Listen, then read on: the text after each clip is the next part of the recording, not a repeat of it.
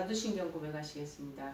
전능하사 천지를 만드신 하나님 아버지를 내가 믿사오며 그 외아들 우리 주 예수 그리스도를 믿사오니 이는 성령으로 잉태하사 동정녀 마리아에게 나시고 본디오 빌라도에게 고난을 받으사 십자가에 못 박혀 죽으시고 장사한 지 사흘 만에 죽은 자 가운데서 다시 살아나시며 하늘에 오르사 전능하신 하나님 우편에 앉아 계시다가 저리로서 산자와 죽은 자를 심판하러 오시리라. 성령을 믿사오며 거룩한 공예와 성도가 서로 교통하는 것과 죄를 사하여 주시는 것과 몸이 다시 사는 것과 영원히 사는 것을 믿사옵나이다. 아멘. 오늘 하나님께서 저희들에게 주시는 말씀은 구약성경 전도서 7장 1절에서 4절 말씀입니다. 구약성경 전도서 7장 1절에서 4절, 페이지 수로는 953쪽입니다. 전도서 7장 1절에서 4절 953쪽 다 찾으셨으니 제가 봉독해 드리겠습니다. 좋은 이름이 좋은 기름보다 낫고 죽는 날이 출생하는 날보다 나으며 조상집에 가는 것이 잔치집에 가는 것보다 나으니 모든 사람의 끝이 이와 같이 됩니다. 산자는 이것을 그의 마음에 둘지어다. 슬픔이 웃음보다 나음은 얼굴에 근심하는 것이 마음에 유익하기 때문이니라. 지혜자의 마음은 조상집에 있으되 우매한 자의 마음은 혼인집에 있느니라. 아멘. 우리의 마음이 혼인집에 있을 때, 우리의 마음이 혼인집에 있을 때라는 말씀, 잔치집에 있을 때 그 뜻이겠죠. 여러분, 사람들의 마음은 각자가 선호하는 그러한 각각의 곳으로만 쏠리는 경향이 거의 다반사입니다. 그것이 비록 초상집이 되든 잔치집이 되든 혼인 잔치가 이루어지는 그것이 되든 말입니다. 내가 선호하는 마음, 관심 있는 곳으로 쏠린다는 것이죠. 초상집에 가는 것을 좋아하는 사람은 그렇게 많지 않은 것 같습니다. 근데 오늘 본문의 말씀의 성경에는 잔치집 혼인집 가는 것보다 쉽게 얘기하면 초상집에 가는 게 더 낫다라고 얘기를 하는 거죠. 어떤 곳에 더 마음을 두느냐에 따라서 그 사람의 인격과 삶의 모습이 다르게 보여진다는 것입니다. 그런데 그 어느 쪽을 선호하는 것은 각각 제 나름의 자유입니다. 혼인집 잔치가 벌어지고 파티가 벌어지는 것을 좋아하는 사람 가는 거죠. 그러나 초상이 그리고 장례가 이루어지는 곳에 가는 것, 그걸 또 먼저 우선순위하는 사람들도 있습니다. 제가 아는 저희들도 교회에 제 교회가 있는데 보면은 교회가 크기 때문에 수시로 장례가 많이 나요. 그리고 수시로 혼인, 결혼 그런 장소도 하는 부부들도 많이 언급되고 있습니다. 그런데 성경은 잔치집 쪽을 선호하는 것, 혼인집 쪽을 선호하는 자를 가리켜 우매자다라고 4절에 말하고 있습니다. 자, 우매한 자의 마음은 혼인집에 있느니라. 우리 대다수가 지금 혼인하고 결혼, 약혼하고 잔치 버려지고 결혼식장 가는 거 설레면서 좋아하는 마음이 있지 않겠습니까? 거의 대부분 그럴 것입니다. 그런데 성경에는 이 잔치집 쪽을 선호하는 자를 가리켜 우매한 자라고 지칭하잖아요. 그러면 잔치집에 마음에 두는 사람을 그 모습을 구체적으로 살피면서 성경이 왜 이렇게 말하는가 그 이유도 한번 알아보고 실제로 이 혼인집 잔치하는 집을 좋아하는 방향으로 우리의 삶을 이끌어갈 때 나타나는 그 결과가 뭔가 한번 그것도 보기도 하고 그래서 인생을 살아가는 다른 태도를 우리가 다시 한번 확립시키는 계기로 삼고자 이렇게 합니다. 왜 잔치집에 혼인집에 마음을 두는 것 성경이 뭐 때문에 그 부분의 모습을 얘기하는 것 지금 우매자라 지칭을 할까요? 내일을 위한 대비가 없다라는 것. 우매한 사람은요 한치 앞을 내다보기를 별로 좋아하지 않고 거절하는 사람. 그는 내일이라는 것을 생각하기를 싫어하는 사람 쪽에 속합니다. 지금 현재 파티가 일어나고 지금 하나 여기가 흥이 돋아나고 새로운 출발이 이루어지고 막 이런 것에 관심이 많다. 내일에 대한 거에 대한 거는 그렇게 큰 염두를 두지 않는 현대인 우리들을 얘기하는 거 아니겠습니까?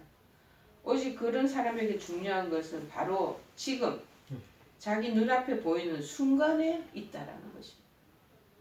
물론 바로 지금 이 순간이라는 시점이 그렇다고 중요하지 않다라는 것을 말하는 것은 아닙니다.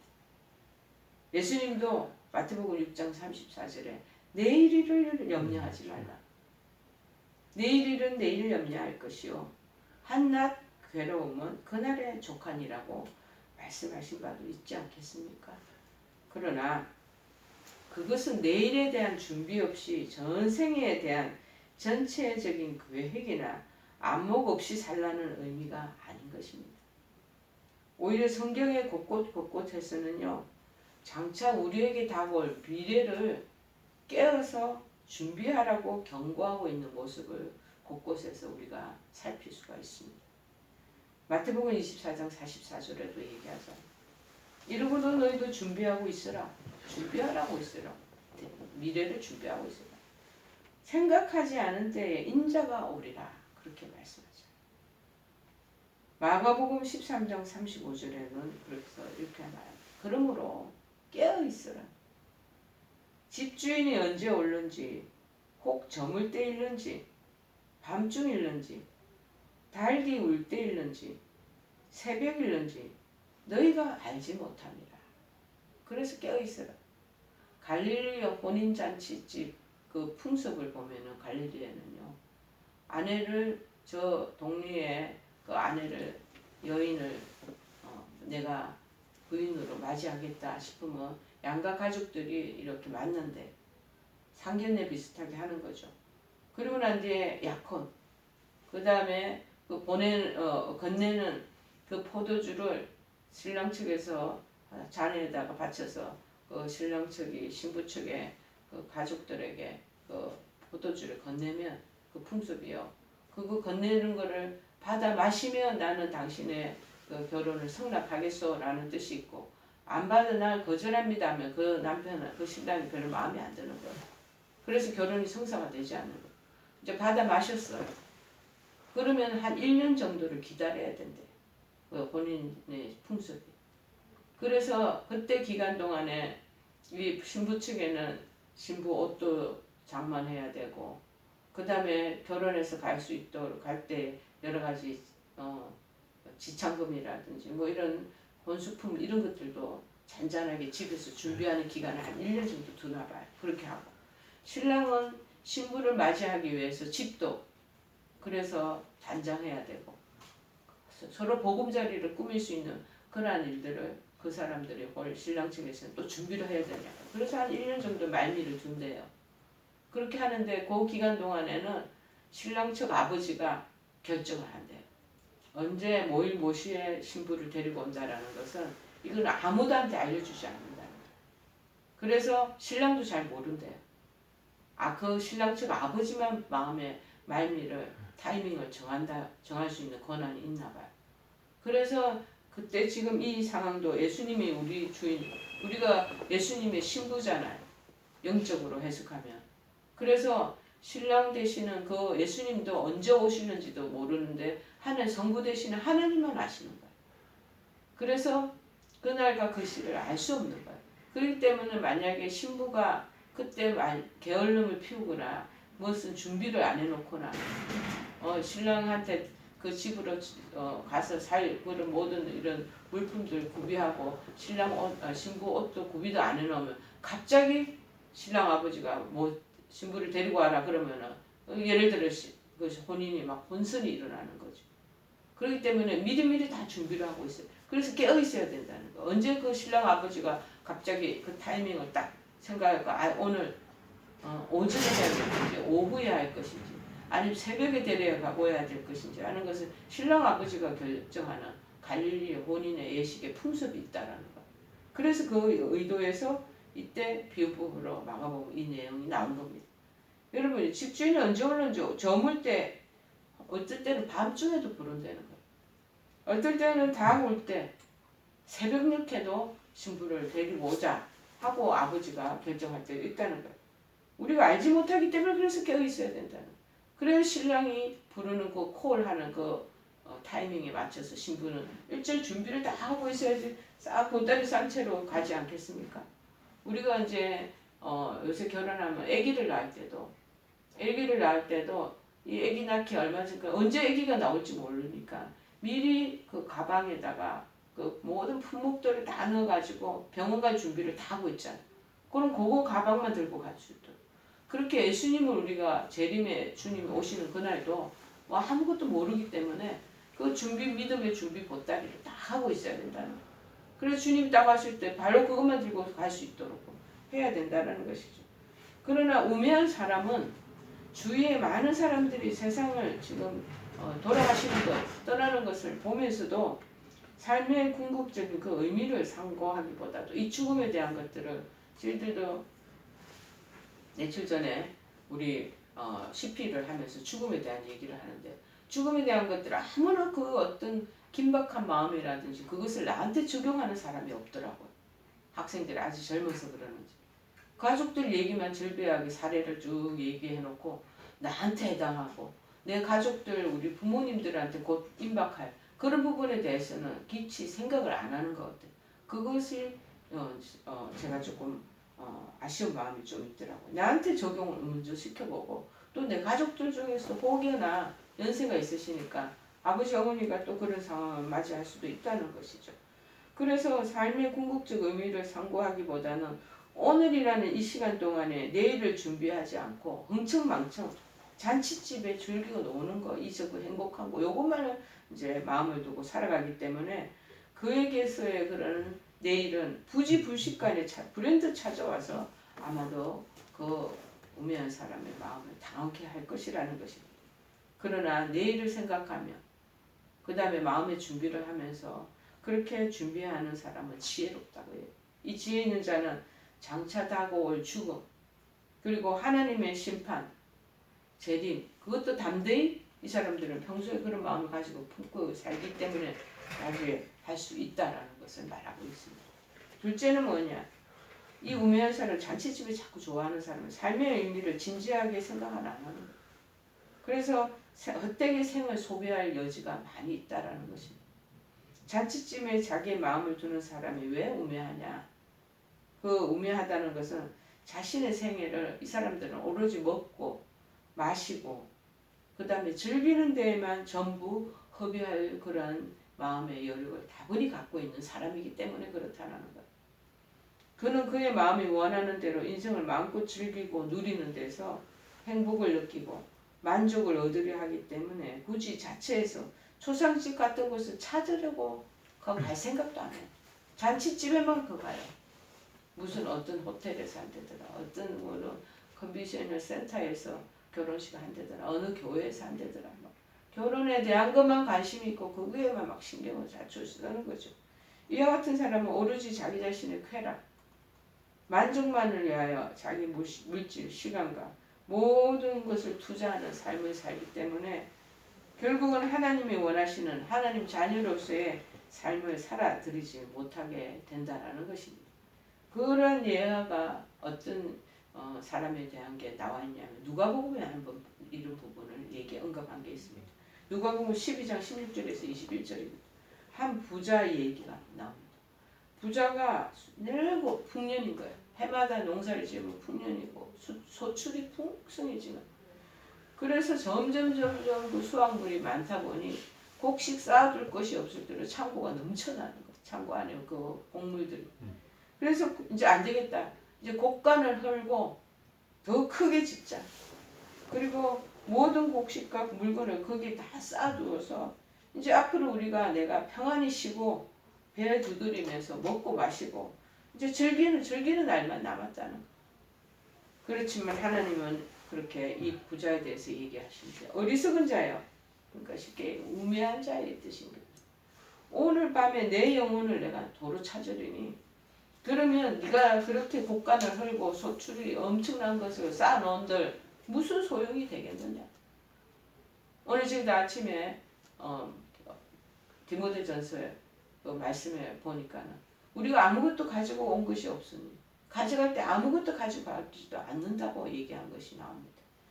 여러분, 그러면서 하나님이 이 부자를 책망하고 니를 위하여 재물을 쌓아놓고는 자기 네 자신과 네 가족들을 위해서 쌓아놓고 하나님께 대하여 부여하지 못한 자 다 이렇게 될 것이다. 쌓아놓고 하나님 바로 영혼을 데려가 버리신다. 무슨 소용이 있냐는 거지.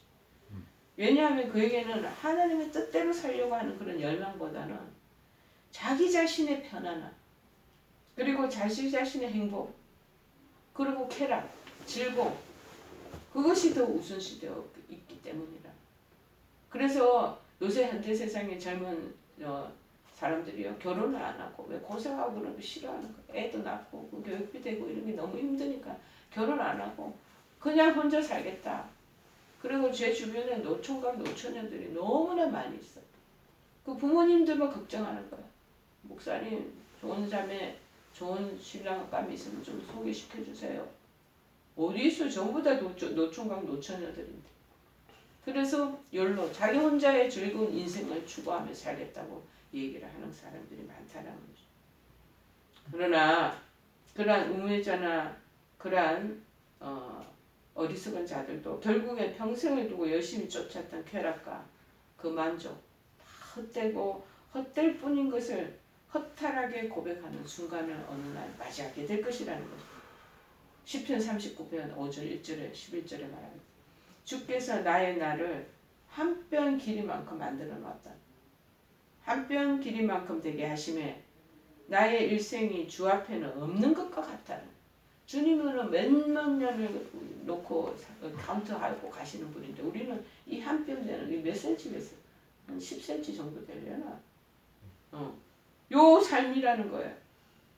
사람은 그가 든든히 서 있을 때에도 진실로 그를 모두가 허사뿐이라는 거예요. 주께서는 죄악을 책망하셔서 사람을 징계하실 때 그 영화를 화려하게 살았던 그 영화를 좀목음같이, 좀이라는 게 있어요. 옛날에는 조그만 이보다도 더 작은 벌레인데 그것이 사각사각 이 옷천도 다 갉아먹어.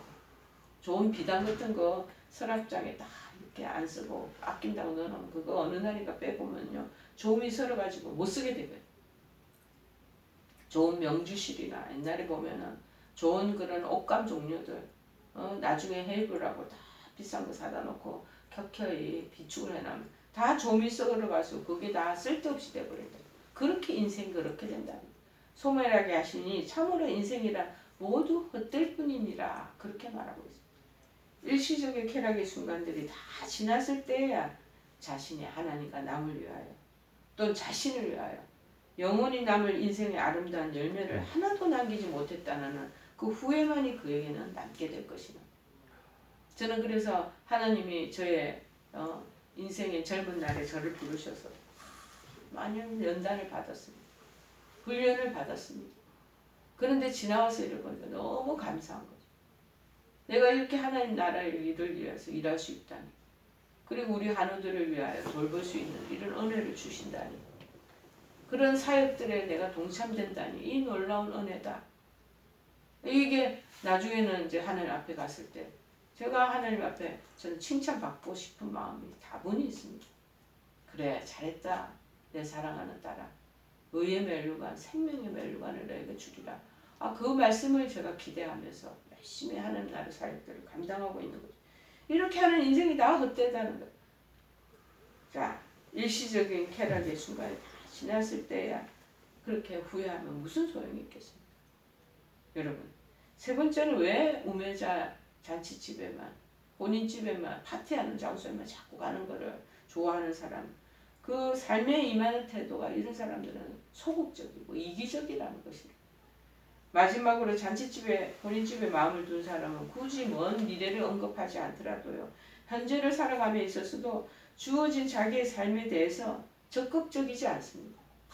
애착을 가지고 열정을 가지고 그렇게 살지 않고 설렁설렁 그렇게 살아가는 사람들이에요. 다시 말해서 그에게는 초상집으로 찾아가서 남들이 당한 인생의 고통이나 피할 수 없는 아픔들을 보고 그것을 함께 나누고 배워야 되는 거거든요. 교훈을 얻어야 돼. 그리고 그 아픔들을 통해서 인생의 즐거움과 그 그 질고를 뛰어넘는 그 삶을 배우고자 하는 그 태도가 없다라는 거예요. 저는 우리 한우들을 만날 때도 이 한우들이 사람들을 그 인생을 뭐라 그러냐면은 정말 살아있는 인간 문서라고. 이 사람들을 만나면 사람들을 만나는 사람들의 삶이 다 틀려요. 그리고 어떤 분은 너무나 고생하고 어떤 분들은 그 위기를 얼마나 잘 극복했던 거. 그들의 그 얘기를 들을 때 저는 큰 교훈을 받고 제가 그들을 위로하기 위해서 한우들을 위로하고 그들을 보살피기 위해서 가는 목적도 있지만 첫째 목적은 그들을 통해서 제가 배우는 것이 있기 때문에 그들의 삶에 오늘은 무슨 나에게 도전 주시는 말씀이 있을까? 오늘은 그들을 통해서 내가 무엇을 얻을 수 있을까? 저는 이상하게 어릴 때부터 그런 교훈, 그런 그 사람들의 삶에 대한 그런 여러 가지 보람된 그것들을 챌린지 받는 걸 굉장히 좋아해요. 그래서 저도 그런 본을 살기를 원하고 따라가려고 하고 애를 쓰는 거죠. 그것이 어쩌면 이 병원사에게 큰 메리시 아닌가 그런 마음이 듭니다. 여러분, 그래서 잠언 18장 2절에는 뭐냐 하면은 미련한 자는 명철을 기뻐하지 않아요. 미련하고 아둔하고 어리석은 자들의 특징이 뭐냐면요, 배우려고 하지 않아요. 그런 사람들이 그 디디고 성공했던 그들의 뒤안길에 있었던 그 아픔과 그 어려움에 어떻게 딛고 일어나는 거, 그거를 알려고 하는 명철이 없다. 그걸 기뻐하지 않는가. 그리고 자기의 의사를 자꾸 드러내는 것만 기뻐한다는 거. 내가 어떻게 했고 내가 이렇게 살아. 여러분, 그저 현재에 안주하여 편하고 즐기는 삶을 살기를 원하는 것이지 인생의 난제 앞에 부딪히게 될 때 보다 의미 있고 보람된 삶을 살기 위해 진지하게 고민해보거나 또 연단을 받는 것도 마다하지 않는 그런 적극성, 그런 성실함이 없다라는 것입니다. 그렇기 때문에 그들의 삶에 임하는 태도가 별 볼 일 없게 돼버린다라는 것입니다. 그러나 우리에게 생명 주시고 각자의 우리 인생을 다 하나님이 허락하셨어요. 허락하신 하나님은 모든 것이 인생에 형통하고 즐겁기만 한 것이 아니라는 걸 말씀해 주고 계십니다. 착각하지만 인생이 행복하고 즐겁기만 하지 않습니다. 인생은 하나님이 시실날실처럼 서로 얽음에 껴서 어떨 때는 공고하게 하시고 어떨 때는 또다시 기쁨을 주시고 또 너무 기뻐하고 교만해질까봐 어떨 때는 하나님이 또 나락으로 떨어지게도 하시고 떨어져서 너무나 또 절망과 참담함에 빠질까봐 또다시 다른 기쁨을 또 안에 하나님께서 섞어주시고 이런 인생의 시실날실을 하나님께서 섭류직무를 직조할 때처럼 그렇게 짜놓으셨다는 거예요. 우리 인생을. 그래서 좋고 기쁜 일을 행복한 일이랄 때 너무 교만하면 안 돼요. 그러면 또 다시 안 좋은 일이 좀 생길 여지도 있겠다 하고 머릿속에 가지고 있어야 돼요. 또 지금 안 좋고 너무 힘들고 고난의 아픔 속에 그 코로나로 인하여 문을 다 닫고 그 사업이 실패된 사람들 너무 낭망하면 안 돼요. 하나님 또 어떤 기회를 주셔서 다시 재개할 수 있는 그런 재생할 수 있는 하나님께서 그런 상황도 열어주신다는 거예요. 그런데 성경에는 오히려 고난과 역경이 더 많은 수고로운 인생을 허락하셔서 그때 사람들이 뭘 하냐면은 아이고 내 힘이 한계가 있구나. 내가 가지고 있는 능력도 이거 보잘것없구나. 그 속에서 하나님을 의지하는 걸 배우게 된다. 그래서 시편 40편 1절 2절에 말합니다. 내가 여호와를 기다리고 기다렸더니 귀를 기울이사 나의 부르짖음을 들으셨도다. 나를 기가 막힐 웅덩이와 수렁에서 끌어올리시고 내 발을 반석 위에 두사 내 걸음을 견고하게 하셨도다. 여러분 인생의 참된 의미와 가치를 발견해 나가시는 지혜로운 자 되시기를 바랍니다. 그래서 결국 헛된 이 세상의 삶을 초월해서 영원하고 진정 복된 삶을 소망하며 전진하는 삶을 살아가는 저와 여러분 되기를 바랍니다. 여러분 과연 우리는 잔치집, 초상집 어느 곳에 마음을 두고서 살아가겠습니까? 이 땅에서의 삶이 전부이듯 잠시 잠깐뿐인 세상의 쾌락과 즐거움만 열심히 쫓아다니지는 않습니까? 한국에 젖어 있었던 사람들의 특징이 뭐냐? 갑자기 남편이 돌아가셨을 때 이거를 받아들이지 못하는 부분 너무 안타까운 거. 인생의 희노애락을 좀 맛본 사람들은요. 그런 어려운 문제에 당착하게 되면요. 그래 내가 옛날에도 그 어려움을 지냈는데 하나님 이기게 하셨지. 지금도 지금 할 수 없이 내가 이 문제에 당면했으니 또 이기게 하실 거야 하고 힘을 나고 일어서는 힘이 생기는 거거든요. 이것을 레질리언스라고 해서 탄력성을 가지게 돼요. 근데 한 번도 그런 우유곡절을 안 겪은 사람은요. 그런 일들이 탁 왔을 때 충격적인 거가 일어나지는 못해요. 저희 본 교회에 있는 그 권사님 한 분도 주변에 우환이 없었어요. 늘 평범하고 행복하게 살으셔. 코로나로 남편이 갑자기 돌아가신 거예요. 그래서 지금 교회도 끊고 교회를 못 나오는 거예요. 왜 그러냐 제가 또 다른 분 목사님 사모님한테 여쭤보니까 뭐냐면 너무 큰 충격을 받은 거예요. 그래서 교회 가면 다른 사람들이 자기 보는 그 시선을 의식하는 거예요. 그것 때문에 제가 못 나오지 않겠다. 그래서 정말 일어날 힘을 잃어버리지 않겠다. 사람들이 시선이 따갑게 느껴지는 거예요. 저분 남편을 잃었지. 저 혼자 되었지. 가부가 되었지. 뭐 그런 부분에 대한 거 자기가 먼저 그거를 생각하면서 내가 그렇게 사람들한테 한 번도 그런 측은한 눈빛을 시선을 받아본 적이 없는데 내가 행복한 사람이라고 그렇게 내놔도 부끄러움 없는 그런 위치에 있었던 사람인데 내가 그들의 그런 정말 안 됐다라는 그 표정의 시선을 받는 게 힘든 거예요. 이분들은. 인생은요. 그래서 시련과 역경과 환난과 그 고난을 받아봐야 돼. 그렇게 해야지 다른 사람의 심정과 그래서 다른 사람들의 그 동병상련의 그 마음을 아픔을 공유하고 그리고 그에게 긍휼의 마음을 가지게도 된다는 것입니다. 여러분 우리 마음의 잔칫집에 있을 때 우리는 결코 내일이 없는 삶을 소극적인 태도로 살다가 허무함만을 남기게 될 것입니다. 누구나 둘 중에 살다가 한 사람 다 가는 거예요.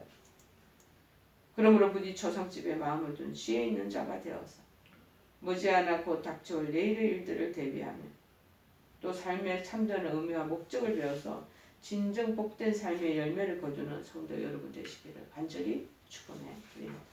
우리 찬송가 341장 찬양하시겠습니다. 십자가를 내가 지고 주를 따라갑니다. 이제부터 예수로만 나의 법에 삼겠네. 세상에서 부귀영화 모두 잃어버려도 주의 평안 내가 받고 영생 복을 받겠네. 주도 곤욕 당했으니 나도 곤욕 당하리. 세상 사람 간사하나 예수 진실합니다. 예수 나를 사랑하사 빛난 얼굴 보이면 원수들이 미워해도 염려할 것 없겠네. 아멘. 우리 다 같이 주기도문 하시겠습니다. 하늘에 계신 우리 아버지여, 이름이 거룩히 여김을 받으시오며 나라의 마옵시며 뜻이 하늘에서 이룬 것 같이 땅에서도 이루어지이다. 오늘날 우리에게 일용할 양식을 주옵시고 우리가 우리에게 죄 지은 자를 사하여 준 것 같이 우리의 죄를 사하여 주옵시고 우리를 시험에 들게 하지 마옵시고 다만 악에서 구하옵소서. 대개 나라와 권세와 영광이 아버지께 영원히 있사옵나이다. 아멘.